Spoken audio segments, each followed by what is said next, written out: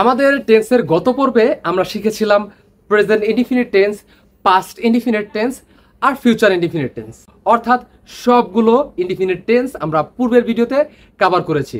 যদি তুমি পূর্বের ভিডিওটা না দেখে থাকো সেক্ষেত্রে তুমি চাইলে পূর্বের ভিডিওটা দেখে আসতে পারো।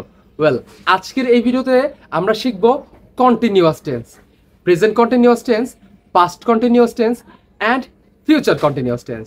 অনেকেই মনে করতে পারে যে কন্টিনিউয়াস টেন্স তো একেবারে সহজ, আমার দরকার নেই এই ভিডিও। ওয়েল, তুমি চাইলে স্কিপ করতে পারো অ্যান্ড তুমি চাইলে থাকতেও পারো, বিকজ এই ভিডিওতে আমি একটা স্পেশাল কন্টিনিউয়াস টেন্সের সংজ্ঞা বলবো। ওকে, সো তাহলে চলো আমরা ভিডিওটা শুরু করি। সর্বপ্রথম আসি present continuous tense. Present continuous tense হলো যদি বর্তমানে কোনো কাজ চলছে বোঝাচ্ছে সেক্ষেত্রে সেটা হলো প্রেজেন্ট কন্টিনিউয়াস টেন্স। এবং যদি এই ধরনের কোনো কথা হয়ে থাকে সেক্ষেত্রে ওই কথাটাকে আমি যদি ইংরেজি বানাতে চাই সেক্ষেত্রে এই প্রেজেন্ট কন্টিনিউয়াস টেন্সের যে স্ট্রাকচার আছে সেই স্ট্রাকচার দিয়ে আমাদের ওই বাংলা বাক্য এর ইংরেজি বানাতে হবে। বুঝতে পারছো? যেমন আমি খেলছি মানে কি, বর্তমানে কাজটা চলতেছে না। আমার প্রেজেন্ট কন্টিনিউয়াস টেন্সের সংজ্ঞাটা কি ছিল? সংজ্ঞা কেন দেওয়া হয়? যাতে আমরা বুঝতে পারি যে এই বাক্যটা এই টেন্স দিয়ে আমাদের বানাতে হবে। যেহেতু আমি বললাম যে বর্তমানে কোনো কাজ চলতেছে বোঝালে সেটা হলো প্রেজেন্ট কন্টিনিউয়াস টেন্স। আর আমি যদি বলি যে আমি ফুটবল খেলতেছি, এটা এমন একটা কাজ যে কাজটা বর্তমানে চলছে বোঝাচ্ছে না। সো এই ধরনের যে বাক্যগুলো বা যে কাজগুলো বর্তমানে চলছে সেই কাজগুলোকে আমাদের প্রেজেন্ট কন্টিনিউয়াস টেন্সের স্ট্রাকচার দিয়ে ইংরেজি বানাতে হবে। আর এই প্রেজেন্ট কন্টিনিউয়াস টেন্সের স্ট্রাকচারটা কি? সেটা হলো সাবজেক্ট প্লাস অ্যামিজার প্লাস মূল ভার্বের সাথে আইএনজি প্লাস অবজেক্ট বা এক্সটেনশন। এখন চলো কয়েকটা বাংলার ইংরেজি বানাই। যেমন আমি রান্না করতেছি, সেক্ষেত্রে কি হবে? I am cooking. এখানে অবজেক্ট বা এক্সটেনশন কোনোটাই নাই। আমি যদি বলি আমি বিরিয়ানি রান্না করতেছি সেক্ষেত্রে কি হবে? I am cooking biryani. Okay, এখানে অবজেক্ট হলো বিরিয়ানি। এবং আরেকটা জিনিস মাথায় রাখবা, প্রত্যেকটা বাক্যে কিন্তু অবজেক্ট থাকে না। আমাদের টিচাররা যখন আমাদেরকে টেন্স শেখায় আমাদেরকে একটা স্ট্রাকচারে শেখায়, মানে ওই যে সাবজেক্ট প্লাস ভার্ব পরে খালি অবজেক্টিভ হয়, কিন্তু এটা সম্পূর্ণভাবে রং। কেন? কারণ প্রত্যেকটা বাক্যে অবজেক্ট থাকে না। যেমন আমি যদি বলি I am going to school, এখানে অবজেক্ট নাই।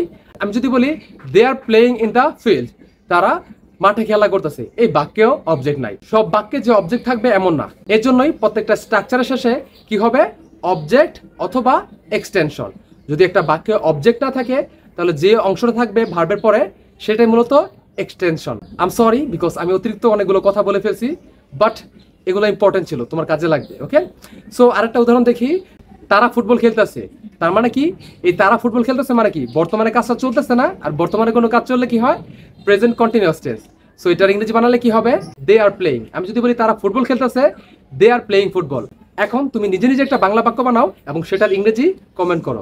আমরা অনেকেই মনে করি যে বর্তমানে কোনো কাজ চলছে বোঝালে সেটা প্রেজেন্ট কন্টিনিউয়াস টেন্স। সব ক্ষেত্রে এটা ঠিক হয় না। আরও একটা কারণ আছে, সেক্ষেত্রেও প্রেজেন্ট কন্টিনিউয়াস টেন্স হয়। সেটা হলো যে ভবিষ্যতে একটা কাজ হবে, সেই কাজটা বর্তমানে ফিক্স করা বা প্ল্যানিং করা। যদি এই ধরনের কিছু হয় সেক্ষেত্রে কি ব্যবহার করবা বা কোন টেন্স ব্যবহার করবা? সেটা হলো প্রেজেন্ট কন্টিনিউয়াস টেন্স। অনেকে আবার ভুল করে এটাকে ফিউচার ইনডিফিনিট টেন্স মনে করে। আসলে এটা ফিউচার ইনডিফিনিট টেন্স না। মনে করো আমি কালকে ঢাকা যাব, এটা ফিক্সড, আমি এখনই ঠিক করে রাখছি। সেক্ষেত্রে এটাকে কি বলবো? I am going to Dhaka tomorrow. অথবা তারা একটা ফুটবল ম্যাচ খেলতে চলেছে আগামীকালকে, সেক্ষেত্রে they are going to play a football match tomorrow. এখন আমরা চলে যাই পাস্ট কন্টিনিউয়াস টেন্সে। পাস্ট বলতে কি বোঝায়? অতীতকালকে বোঝায়। আর কন্টিনিউয়াস মানে হলো চলমান। বুঝতে পারছো? তার মানে কি হলো? অতীতকালে কোনো কাজ চলছিল বোঝালে সেটা হলো পাস্ট কন্টিনিউয়াস টেন্স। যেমন আমি রান্না করছিলাম, ওকে, আমি মাঠে খেলছিলাম। অতীতকালে কি কাজগুলো চলতেছিল না? সো আমি কি বললাম? যে অতীতকালে কোনো কাজ যদি চলছিল বোঝায় সেক্ষেত্রে সেই বাক্যগুলোকে আমাকে পাস্ট কন্টিনিউয়াস টেন্সের যে স্ট্রাকচার আছে সেই স্ট্রাকচার দিয়ে বানাতে হবে, ইংরেজি বানাতে হবে। তাহলে পাস্ট কন্টিনিউয়াস টেন্সের স্ট্রাকচারটা কি? সেটা হলো subject plus was wire plus ভার্বের সাথে আইএনজি প্লাস অবজেক্ট অথবা এক্সটেনশন। ওকে, বুঝতে পারছো? চলো তাহলে কয়েকটা বাক্যের ইংরেজি বানাই। আমি সাঁতার কাটছিলাম, আই ওয়াজ সুইমিং। আমি পুকুরে সাঁতার কাটছিলাম, I was swimming in the pond. আমি মাঠে দৌড়াচ্ছিলাম, I was running in the field. বুঝতে পারছো?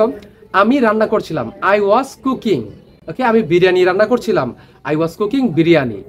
তাহলে ওয়ার কখন হয়? যখন সাবজেক্টটা প্লুরাল হয়। যেমন তারা মাঠে খেলছিল, they were playing in the field.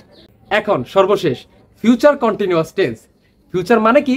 ভবিষ্যৎ। সো ভবিষ্যতে কোনো একটা কাজ চলতে থাকবে বোঝালে সেটা হলো ফিউচার কন্টিনিউয়াস টেন্স। এবং ফিউচার কন্টিনিউয়াস টেন্সের একটা স্ট্রাকচার রয়েছে, সেটা হলো কি সাবজেক্ট প্লাস শ্যাল বি অথবা উইল বি প্লাস ভার্বের সাথে আইএনজি প্লাস অবজেক্ট অথবা এক্সটেনশন। চলো একটা বাক্য বানাই। আমি টিভি দেখতে থাকবো, I will be watching TV. বুঝতে পারছো? অথবা আমি রান্না করতে থাকবো, আই উইল বি কুকিং। আমি বিরিয়ানি রান্না করতে থাকবো, I will be cooking biryani. তারা পড়তে থাকবে, দে উইল বি স্টাডিং। আশা করি তোমরা প্রেজেন্ট কন্টিনিউয়াস টেন্স বুঝতে পেরেছো। যদি তারপরও তোমাদের কোনো কোয়েশ্চেন থাকে এই প্রেজেন্ট কন্টিনিউয়াস টেন্স রিলেটেড অথবা অন্য কোনো টেন্স রিলেটেড, সেক্ষেত্রে অবশ্যই কমেন্ট বক্সে আমাকে জানাতে ভুলবে না।